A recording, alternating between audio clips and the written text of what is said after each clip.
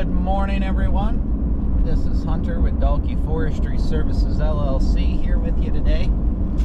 It is February 2nd, 2023. We're sitting at a balmy 9 below here today. I am just leaving Effie, Minnesota, headed en route to just north of Chisholm to look at a timber sale today. And I wanted to take a few minutes while I drive to go over, I've got notes here that I'm going to be looking at as we roll because I get a little sidetracked. But I wanted to be going over what are some things that tree services take into account when they're looking at determining the cost of removing a tree from your yard. I just kind of had this question in my own head. Well, what when customers are telling me, oh, I'm super expensive, I'm super cheap, where are they getting those ideas? Where are they getting those numbers from? You know, what sort of research are they doing to determine what their tree should cost to be removed before they call me? So I just jumped on Google and jumped on YouTube and started Googling, how much does it cost to remove a tree? And I found some crazy numbers. I found just some crazy folks out there coming up. It seemed like they were just pulling numbers out of a hat, pulling details out of a hat. There were so many videos that were saying, if you have a tree that's between 5 feet and 15 feet, it's going to cost somewhere between $300 and $500 to remove. And if you have a tree that's 60 feet tall, it's going to cost around $2,500 to remove. And I definitely understood very quickly how those numbers can be really misleading, and they can really be doing a detriment to landowners and to tree services. So a lot of our business comes from removing trees. So I give a lot of estimates. I've been told my prices are too high, my prices are too low. Oh, that's a great deal. Man, that's really steep. I've been told everything. So I think that means I'm doing a good job, and that means I'm being fair with customers. And when comparing to other prices of other tree services in the area, they say the same thing. So I just have a few notes here of some things for a landowner to consider when they're trying to figure out, okay, I have a tree that I think needs to come down before I even call anyone. What's a rough price and how should I kind of come up with that in my head? So here we go. We'll jump right into it. The first one on my notes is, how big is the tree? How wide is the diameter? And how tall is the tree? Obviously, a taller tree is going to take longer to get down most times. A wider tree is going to take longer to get down most times as well. The taller the tree is, the more room you need to drop the tree, whether you're taking it down piece by piece or whether you're just felling it in one whole piece in a straight direction. The larger the tree, 9 times out of 10, the more difficult or the more time consuming it's going to be. So that's one thing to keep into account. It's definitely not the only matrix, but it's one thing to keep in account. The next thing is how sound is the tree? Is it really rotten at the bottom? Is the entire tree dead and crispy? When you can look up there and you see barks peeling off in spots and the woodpeckers have been going crazy and you haven't seen a live branch on this thing since the 90s, I mean, then you know, the 90s, it's older than me, then you know that this tree is fairly dead. It's fairly dangerous to send a climber up. You're probably going to have to use some sort of equipment or bucket. To clarify, I was born in 98, so not that much older than me if you're talking mid-90s. Next thing is where is it? Where is this tree located? A tree that's way back on the far end of your property, and it's wintertime and your driveway is not plowed, and we can't drive anything over your yard, and it's leaning up over your guest cabin and there's no way to get any equipment to it, that's going to be a really expensive tree most times. Location determines a lot of this. If it's way back to where we can't get equipment to and it still needs to be brought down carefully, price is usually going to increase. But on the other end of that, where is it? Oh, it's out in the middle of the woods, out by my deer stand out there. Okay, can we just cut and drop it the other way? Because if we can, you can't really get any cheaper. So location plays a big part of it, but you know, take that with a grain of salt, because just because it's hard to get to, if we can still drop it without any equipment, it's going to be cheaper than one that's hard to get to but we need a bunch of climbers and things to take it down safely. So that's just one piece of the puzzle, is where is it, how hard is it to get to? All right, is it accessible? That kind of plays into the same thing. What equipment can we get there? That's kind of the same question, Hunter. Come on now. As far as the hazard level, what is it over? We brushed on this a little bit, but is it leaning over a house? Is it laying on top of a house because it's storm removal? You know, if it's already laying on top of your house, you might think, oh, that's great. You know, you just cut it into pieces and throw it off.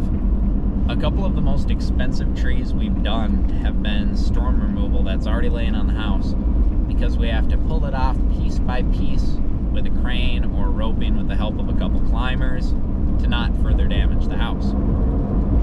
So kind of assessing the hazard level, a tree that's just next to a house, if you have a house here and the tree's leaning up there, a tree that's just next to a house might not always be that bad, versus a tree that's leaning over a house. And each piece we have to lower carefully and then pull it over off the roof and then set it on the ground. That gets to be really time consuming. And of course, you know, the more hazardous something is, usually the more we're going to charge, because we're taking a larger risk. We have to be paid out for risk, because one wrong move, you need to be very professional, very well trained, have a good head on your shoulders, and have a great, well-trained, well-paid team. Because one wrong move and we're going to damage that structure. And that's not good for anyone. It's not good for my insurance. It's not good for the homeowners. Nobody's happy. Nobody wins. So assessing the hazard level is definitely something that plays a really big part in how much a tree is going to cost to be removed. So this next point applies to more so if you're located in my area in northern Minnesota. I'm not sure how this plays out around different parts of the U.S., even, you know, once you get to more populated areas of Minnesota. A large part for me is, where is this? Where is your property? How far away is your property from me? If you live, let's say you live near the town of Grand Rapids, Minnesota. There's about a gazillion tree services you could call within, 20, 30 miles of you that could come give you an estimate if you have like a residential house or residential cabin, easy access. Versus if you live up on the north end of Itasca County in Minnesota, things are really spread out. It's not out of the ordinary for us to drive, 45 minutes, an hour and 20 minutes to get to some of these jobs, not because they're far, far away as the crow flies, but because it takes so long to snake back down the paved road and the gravel road and a smaller gravel road and then a goat trail and then finally a driveway you can barely squeeze a pickup through. So how long does it take for us to get to your property? How hard is it to get back to your property? And, can you get multiple bids? Are there multiple people that will come out and give you bids? I operate around the Big Fork area. Our new location is in Effie, Minnesota. We just moved a few miles north. But we operate mainly in the Big Fork, Marcel, Balsam area. And there's a handful of tree services that will come out and give you an estimate, but all of them are coming from a ways away to go back into these middle of nowhere woodlots. So something for you to think about is, the more secluded and remote you are, we all live in the North Woods to enjoy the North Woods, but that cost comes when you have to pay a premium to get services out there, simply because it takes us more time. So one that might seem rather self-explanatory, but is definitely something good to touch on, is I always ask the customer, what do you want your finished product to be? When we leave the job here, what product do you want to see that makes you say, wow, those guys did a great job? So what I mean by that is there's different steps, different ways we can take care of our customers. Do you want the tree just dropped on the ground? We can absolutely set everything on the ground for you, and maybe you have kids with strong backs and you have a chainsaw and a tractor and you're going to move everything yourself. You're going to pile all the brush yourself and burn it this winter. You have a log splitter or a maul and you're going to split your own firewood and stack it up, and you can definitely rake your own lawn and you don't want to pay for any of those services. Great. If you call me and say, Hunter, I have a tree that I need dropped, you guys don't have to do anything, just set it on the ground for me and I can take care of it, you're going to get some speedy service. Those are things that we can come out and do in an afternoon, a morning. We can fit you in after other jobs. Those are quick and easy ones that are relatively less expensive for the customer. Now, most times these are trees homeowners aren't comfortable with doing themselves. They're next to cabins or garages or hung up in other trees. So there's cost associated with that, but that's sort of the cheapest way to get a tree taken care of. From there, the most common thing that we do is we haul brush off site for folks. We can chip and leave it on site if you want some mulch or if you just want it blown in the woods. Or we can, chip and throw it in our dump trailer. If it's a small tree, we'll just throw it in our dump trailer and leave. So hauling brush off site, that gets to be expensive when there's multiple loads. Running back and forth, the cost to run trucks and trailers around is just expensive. So the least amount of trips we can make, that's going to be the cheapest price for the homeowner. Do you want your stump ground down? We have a stump grinder. Many tree services have stump grinders. If they don't, usually they'll subcontract them out to other companies that do have stump grinders. And, they can come in. It's a very efficient process if you want that done, because they can come in, remove the tree and all the debris, grind the stump, and then leave. And to the customer, it's like the tree was never there. It's it's a nice service to offer, a very nice complimentary service. And finally, one that we don't sell as often, but we're a really unique company in the sense that we do this, is we offer log splitting for folks. So we don't have a gigantic wood processor that'll come and do 20 cords right off the go and you're loading it with a skid steer. We're very low impact. So we have just a tow behind log splitter, the brand that you get from Northern Tool, North Star log splitters. And we'll bring that in a four-wheeler on site and we'll roll up to wherever the tree is that we cut. And as we're cutting trees and branches, we'll have a guy on the splitter that's splitting logs and stacking firewood for you. So if you want to actually make use and you have yourself, kids, grandkids that really love to have fires, why pay to have that stuff hauled off?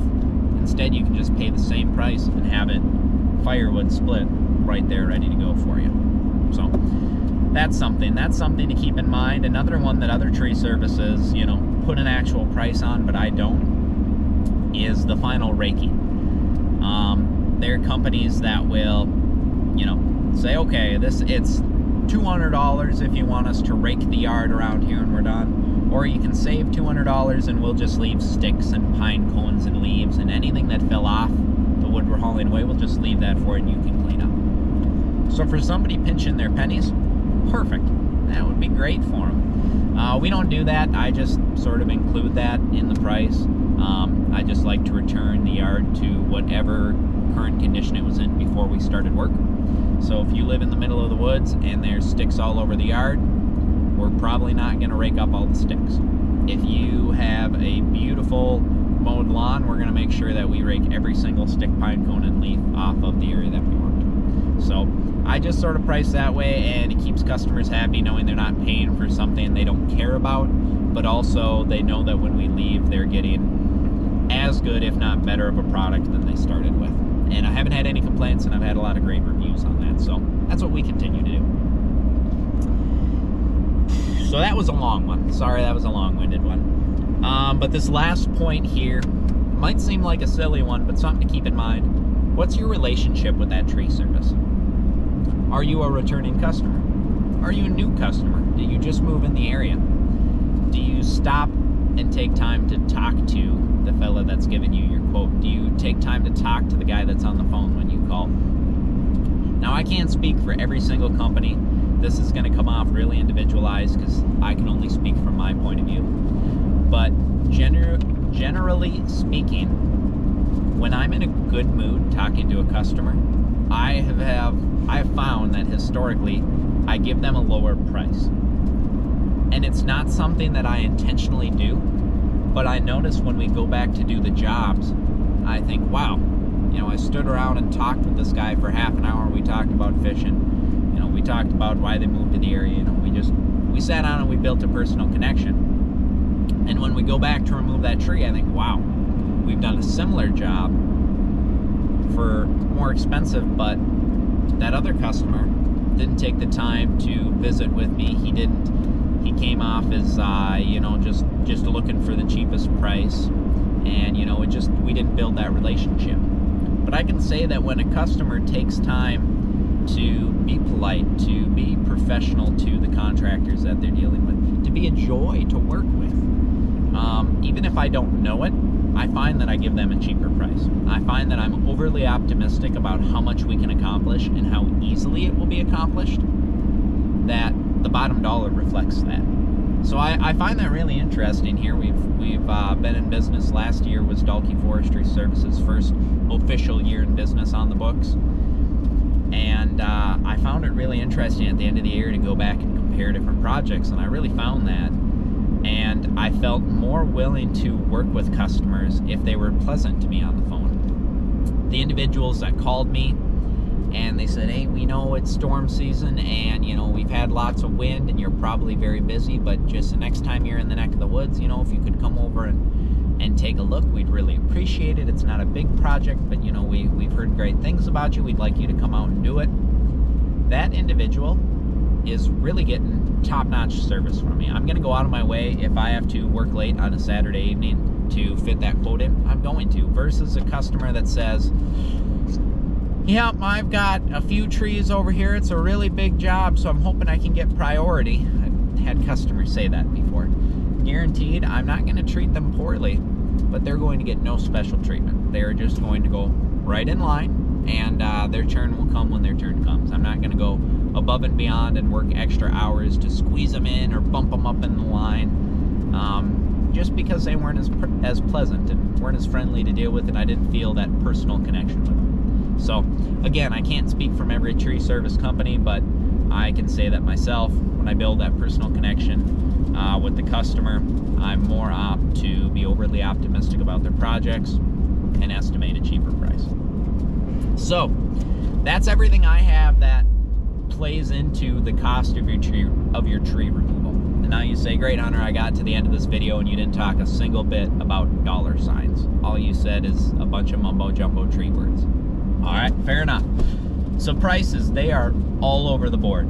I can tell you that I've charged $125, which is my cheapest tree ever, because a lady was related to locals that I knew who were super nice folks, and she lived in the area when she was younger, and she just moved, her and her wife just moved back to the area.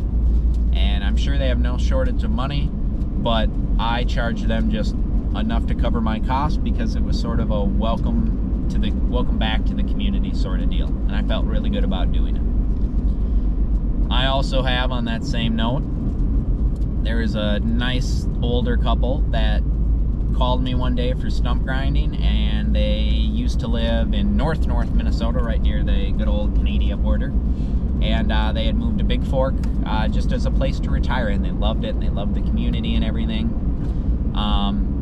I did super cheap stump grinding for just $300 for them. That's cheaper than my minimum most days. And granted, I was only there a couple hours, but still, it's cheaper than I usually do. And they were just super thankful. It was sort of just a welcome to the community sort of deal. They were super happy. They go tell their friends. That's on the ultra cheap end, is you will find tree services that treat customers really well in the ultra cheap end. But as far as standard rates go, they can be all over the place.